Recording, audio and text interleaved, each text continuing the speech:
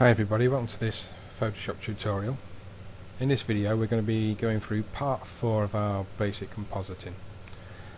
If you haven't seen parts 1, 2 and 3, I would suggest you go back and watch from the beginning, it'd be far easier.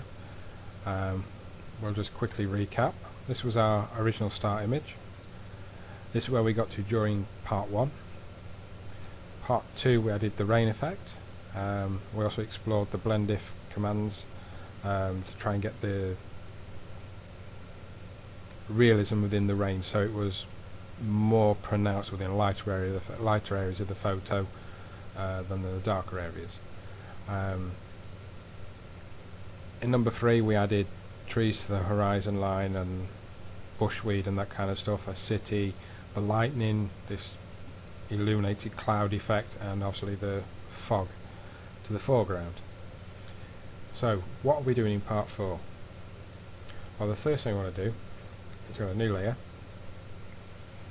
Now if you're a member, you can download all these files from the website, and the things we're adding today have been saved as PNG, so you've got the transparent background, so you've got no cutting out to do, there's no messing about, they've all been done for you.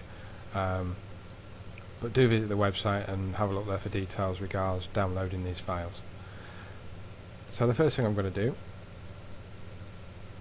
selecting a layer that would help, is grab this helicopter and drag it in. Now I'm going to Control T. I'm going to constrain the proportions by holding my Shift key whilst dragging the corner, and I don't want this too big, I want it to look like it's kind of off in the distance. I think that'll do for now. And the other thing I'm going to do, I'm going to go to Edit, Transform, Flip Horizontal. Now I can Control T again. I'm just going to rotate this down a bit more.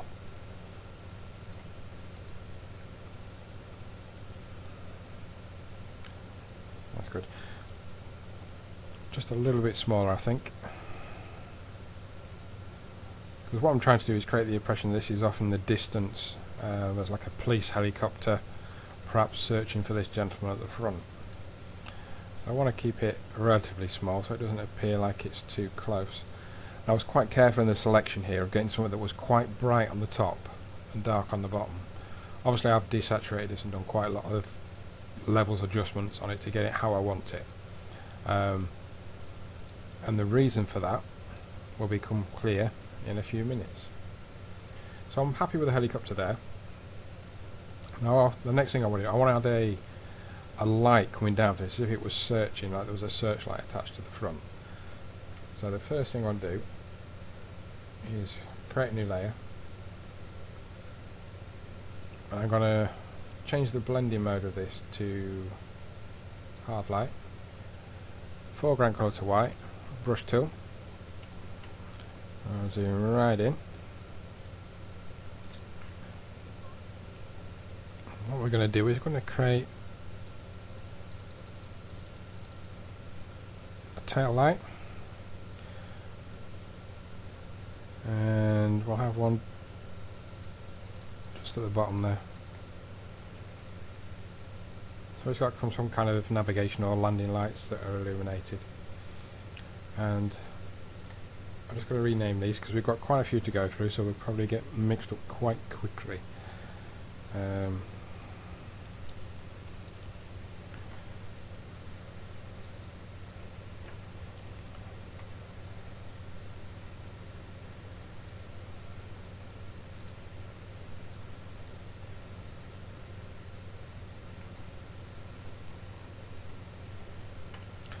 we've got a helicopter with its flying lights or landing lights, and that all looks great.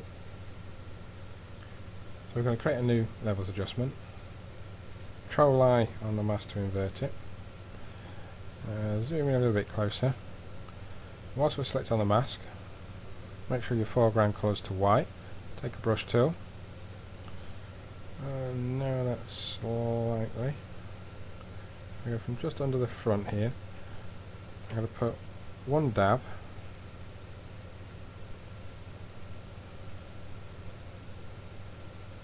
hold my shift key and bring my line down to here.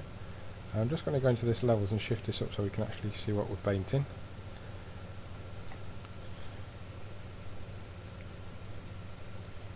Back onto the mask. Again, I'm going to put a dab there, hold my shift key, dab there, it's going to draw a line for me. And then I'm going to do another one back up to the front there.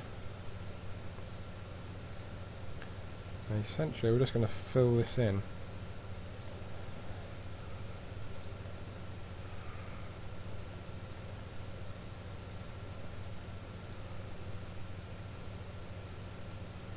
Now it's best just to take a little bit of time as you're going through this rather than making a mess. We can get a slightly bigger brush for the middle.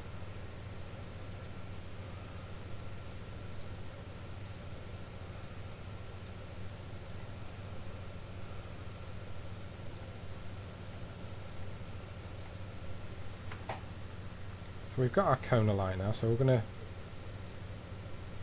just play with this a little bit, just make sure we get it absolutely right. We probably need to zoom out because it's probably, you know, see that's way too much at the moment. So let's move that down a little bit. We've got our Kona light, so obviously we just need to soften all that selection. So if you click on your mask, you can use the feather slider. And we're going to move that up until we get to the point that it's a believable Kona light as opposed to this really hard edge effect that it's having at the moment. It's a funny thing with this feather slider within the mask. It's 1 minute it's not enough, and then the next minute it's way too much, so it does take a little bit of messing with to get to exactly where you want it.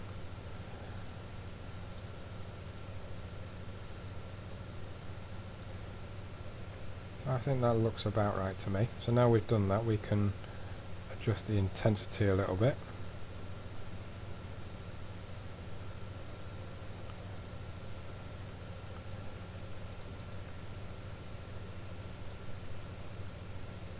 Now we'll go back to the feather, decrease ever so slightly. See, it's a little bit narrow towards the top, so I think we probably just need to increase the actual cone that we're looking at. So I'm going to click back on the mask with the white tool, with a white brush tool.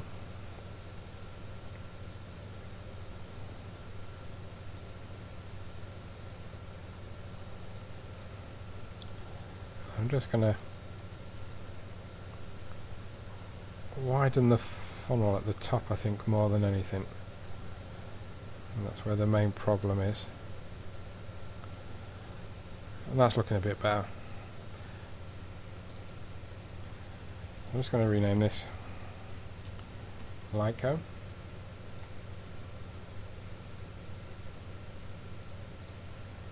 Another new layer. And we're going to use one of the brush presets for this. Once again, if you go to the website, all of the brush presets, all of the start images, the images we're using for putting in are all available for download. Now I'm going to get a flare brush. I want to get something that's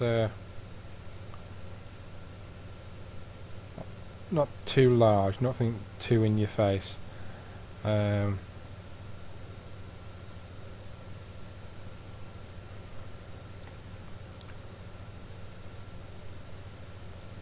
That one I think is probably going to be our shortest one. So I'm going to zoom back into the helicopter for this. We're only going to make this quite small. I just want to like a singular part, you know, just so there's like some kind, you can tell where this light source or this light pattern has to have a light source, so it would make sense. I'm going to scroll out, and I think I'm going to add a little bit of a blur to that. So we're going to go to Filter, Blur, Gaussian Blur. And if we have it too high, it's actually just going to disappear completely. The effect's going to be lost. So we don't want a lot, but we just want enough to soften it up a little bit. So around about 2 pixels is good. So this layer is going to be our searchlight. And we're probably done with the helicopter and its lights for the time being. So what I'm going to do, I'm going to select all of these. Press Control G to put them into a group.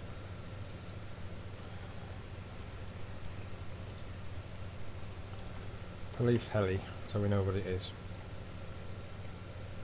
Now I'm going to make another new layer. I'm going to leave this blending mode to normal for the time being. I'm going to get a white brush,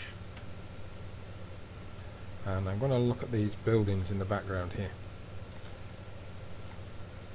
because we can add perhaps a little something to this just by putting the odd light or two in there. So we're going to get a normal soft brush, quite small. You have to scroll in quite a long way here. I mean, I'm over 300% here, so you know, we don't need to be super careful with the placement because this building is tiny in the background, but you know, it's nice to, if you can get details right, do so rather than just, you know, second guessing it. So I'm going to put quite a few on this first building because he's right over to the right hand side. And if you want a longer light, just do multiple clicks. Things like the towers here, I'll probably add lights to things like that, just so it gives a little bit of realism. What else? 1 or 2 lights there.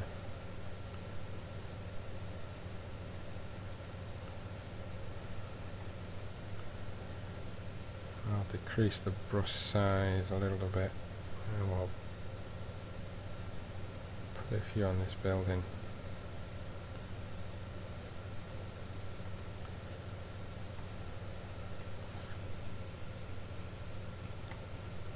Sorry guys, I know this is a little bit boring to watch me putting tiny lights in everywhere, but it's important that you try and get the effects in here. We've gone through obviously the more mundane parts of this procedure. It's nice to have the finishing touches to things, and it gives you a lot more satisfaction once you've reached conclusion with something. You know you've gone as far as you can. Obviously we've picked a relatively easy composition, because this is supposed to be an introductory thing to compositing, so you know, we didn't want to do anything too complex to start off with. So you can see that's already adding an effect. I'll just do a few over this side. I'm not going to do as many over this side,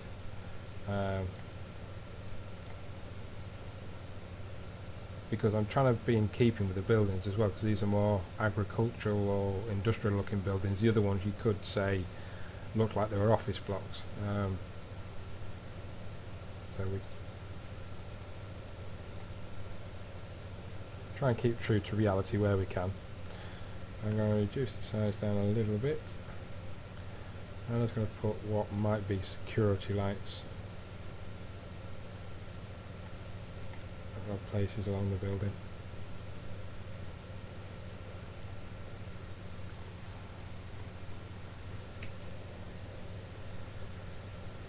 Now I'm just going to change the blending mode on this over to hard light and just have a look. I don't think there's any difference now. So we'll just stay with normal. I'm going to reduce the opacity a little bit and see how that looks. You know what, a little bit more glow to them almost. So I'm not going to bother going into layer styles and doing it that way. I think what we'll just do is we'll just add a small amount of blur to that again. I'll go to Gaussian blur. That's blurred them up quite nicely, I think at 2 pixels, so that'll do. So we can perhaps look at bringing our opacity back up a little bit now. If you think you've done too many or are a bit large or in the wrong place, bear in mind it is on its separate layer, so you can just get an eraser tool.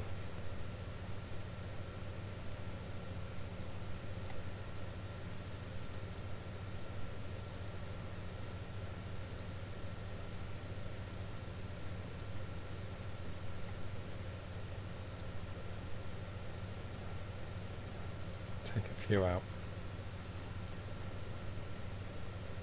That's better. It was just a few too many. I think it didn't look quite right.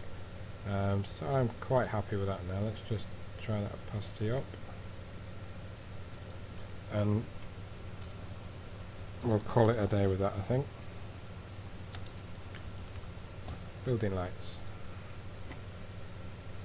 Now the next thing we're going to do is we're going to get a picture of the moon. I'm going to get an elliptical marquee tool and make a selection of our moon like so. Control C to copy, Control V to paste. I set the blending mode to screen, Control T to transform. Whilst holding the shift key, we're going to drop that down to a more realistic size.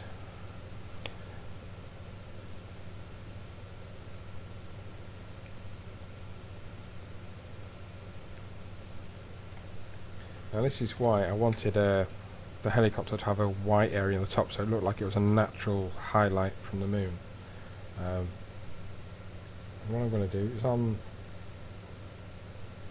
the moon layer itself, we're going to double click the end to get the layer styles, outer glow. I'm going to change that yellow for a white. Size we're going to push right up, somewhere around 122, and we'll just drop the opacity down a little bit.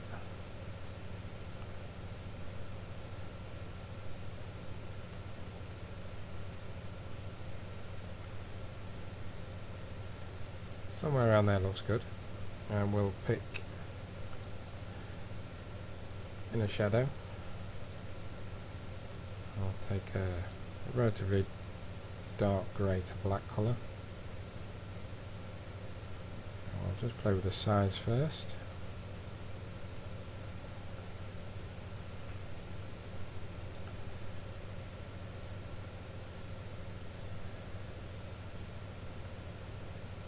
I quite like the effect quite high, so we'll leave that there.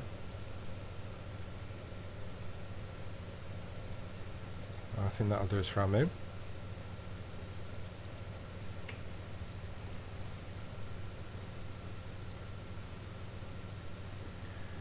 So we've got the bulk of our lighting done now. We've lit our buildings, we've lit the helicopter, we've got the moon. So what I'm going to do, I'm going to select those layers, Control G. I'm just going to call them lights, just so we've got an idea what they are. Now the other thing we need to look at is, obviously we've got horizon line broke up, but there isn't anything in the foreground, and sometimes you want to put things in even if you can't really see them. You know, I've always put things in foregrounds that most people don't see until you look really closely and you notice they're there. But the fact that they're there adds that extra bit of detail, and you know, it's more believable. So what we're going to do is we're going to get rid of our moon, and we've got this old rusted car we're going to use. This is all cut out nicely before the tutorial. Trust me, it was an absolute pig to do. Control T to transform. Now I want this kind of off in the distance, I don't want anything too obvious. So I'm going to size that down.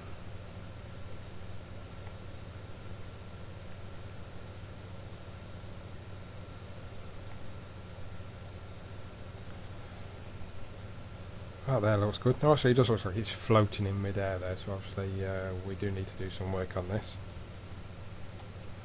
So the first thing I'm going to do is I'm going to put a levels adjustment. I'm going to use the Alt key to join that to our car layer.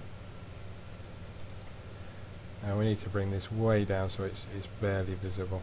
So I'm going to move this black slag, so I want the bottom of the car to be a little bit darker than the top, and then use the mid-tones to take it down a bit more.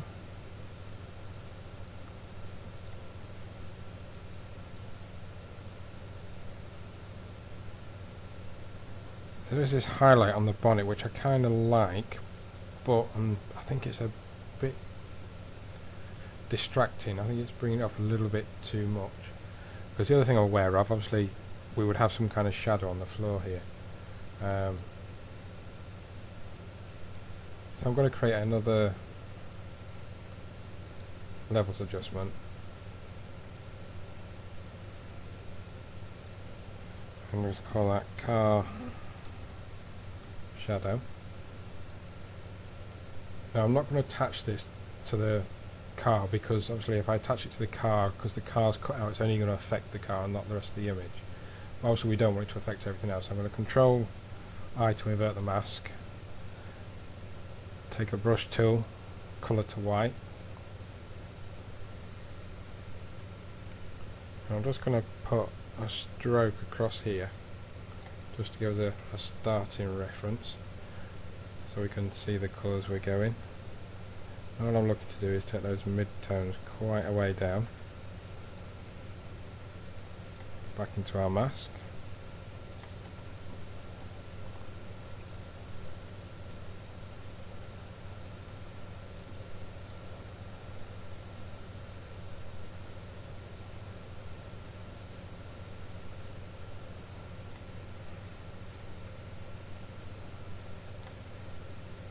And then we're going to use the feather control on the mask to soften that edge a little bit.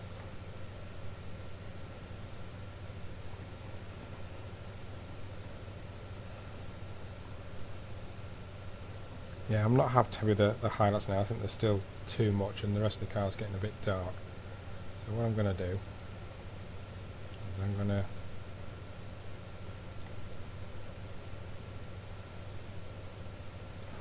make it more even than its tone.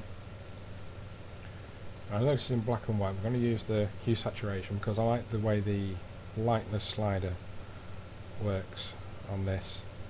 And so you can take it down quite a long way. So again, this is affecting everything at the moment. I only want it to affect the car.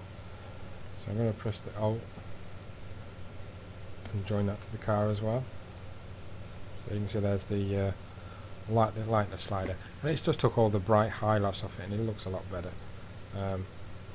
Now if you're not entirely happy, you can obviously change the opacity to that as well, but we could mess around with that forever and a day, so we'll call it done at that for now.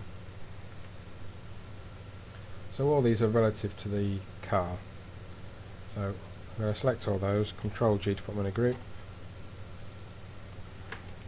and we'll call that car. The other thing to remember as well is when we're zooming in sometimes to this stuff, we're at like 300%, you know, it's not the sort of detail that anybody else is going to be viewing the picture at. So really you're more concerned with what people will be viewing on the screen of a computer more often than that. So the next thing we're going to do is we're going to add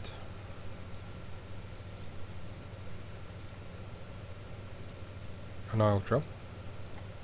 I'm going to grab that, drag it over, Control T to transform, and I want this to go on this side of the road in the distance here somewhere. I want it to lay on its side, so I'm just going to rotate it to the right sort of angle so it looks like it's level with the grass, and then we're going to bring that way down in size. This is going to be off in the distance, so you don't want anything too big. And we're going to put that over there somewhere.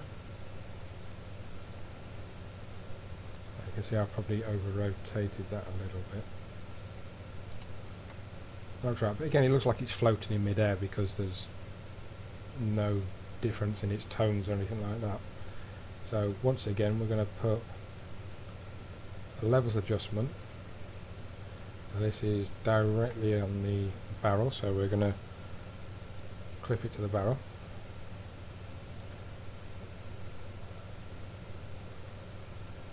And somewhere around about there looks good for me.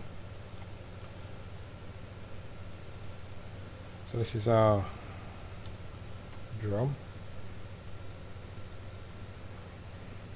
This is the drum tone.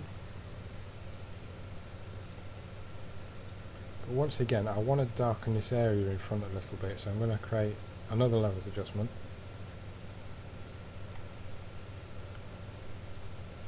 Control I to invert that mask.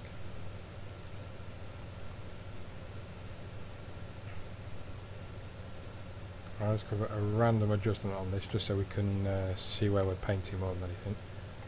Onto the mask, I'm going to zoom right in. And I'm going to want to draw a shadow, just clipping up the front side of the barrel as well. What I might do is just drop the opacity of that brush, 30%, and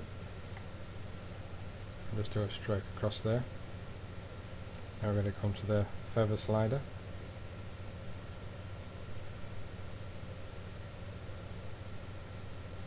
About 25 pixels looks good, so I just want it dropping into shadow so you can't see the join between the two.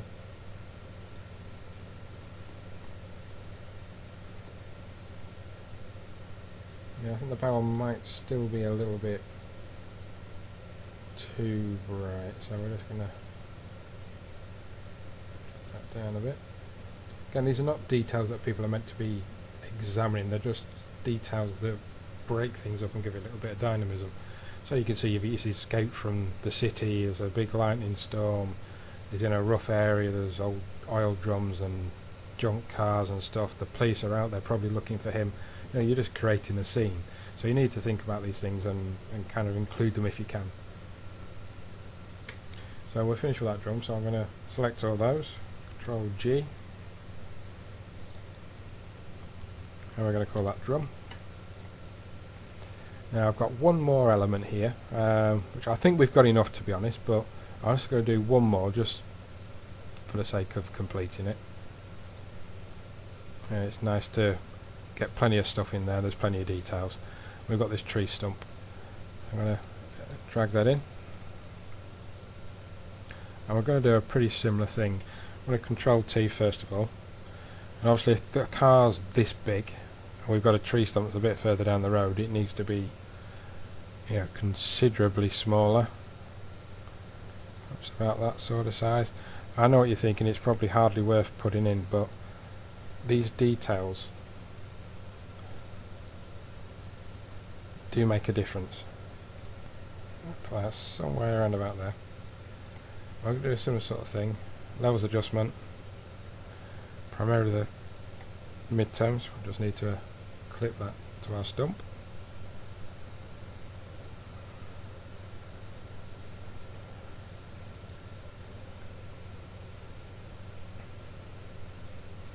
I'll come back and look at that again in a minute. Now we're going to do another levels adjustment. Control I to invert. White brush. Scroll in. And I want to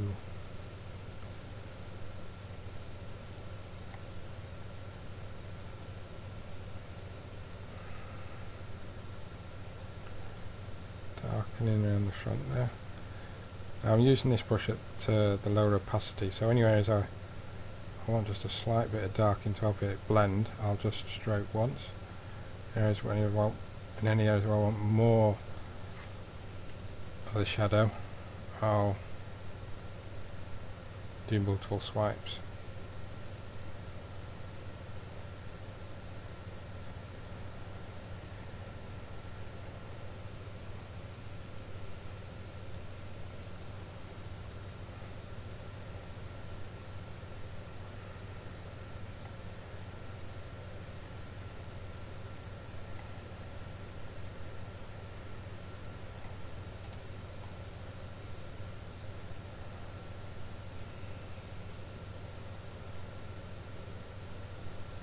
And draw your feather out to where you think it blends in quite well. Now if we zoom back out,